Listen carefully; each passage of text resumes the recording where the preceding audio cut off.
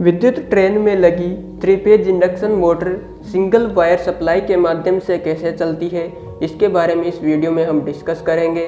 तो 3 phase motor को चलाने के लिए 3 फेज सप्लाई की आवश्यकता होती है, जो 3 वायर के माध्यम से दी जाती है।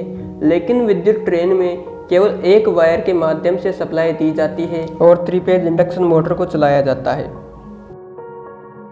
तो जब से VFD प्रचलन में आया है, तब से विद्युत ट्रेनों में 3 फेज इंडक्शन मोटर का प्रयोग किया जाने लगा है, क्योंकि VFD द्वारा मोटर की स्पीड आसानी से कंट्रोल की जा सकती है और ब्रेकिंग भी आसानी से प्रयोग की जा सकती है।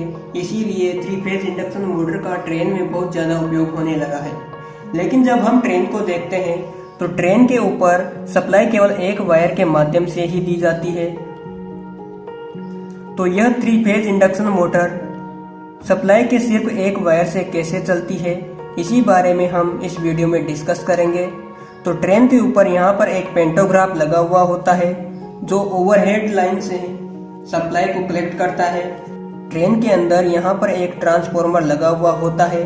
अब ट्रांसफॉर्मर को भी सिंगल फेज सप्लाई पर चलाने के लिए रिटर्न पाथ अर्थात न्यूट्रल की आवश्यकता होती है। तो इस ट्रेन में लगे ट्रांसफॉर्मर को न्यूट्रल इस ट्रेन के पहियों और पटरी के द्वारा प्राप्त होता है। तो ट्रांसफॉर्मर की प्राइमरी वाइंडिंग का एक टर्मिनल सप्लाई से और दूसरा टर्मिनल पहियों के द्वारा पटरी से अर्थ कर दिया जाता है, जिससे सप्लाई को रिटर्न पाथ प्राप्त हो जाता है।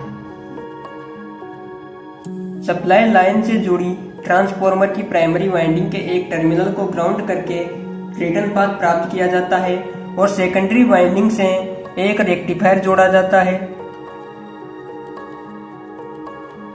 ट्रांसफॉर्मर से प्राप्त सिंगल फेज सप्लाई को एक रेक्टिफायर के द्वारा डीसी सप्लाई में बदल दिया जाता है।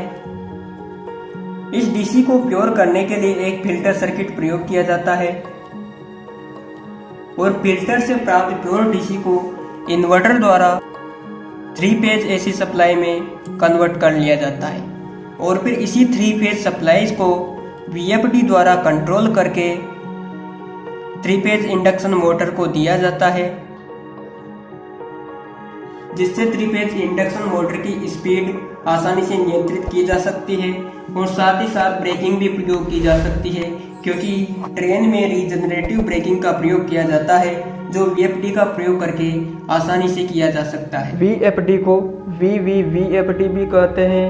इसका पूरा नाम variable voltage variable frequency drive होता है, क्योंकि इसके द्वारा 3 फेज इंडक्शन मोटर को दिए जाने वाले इनपुट वोल्टेज और इनपुट फ्रीक्वेंसी को कंट्रोल किया जाता है।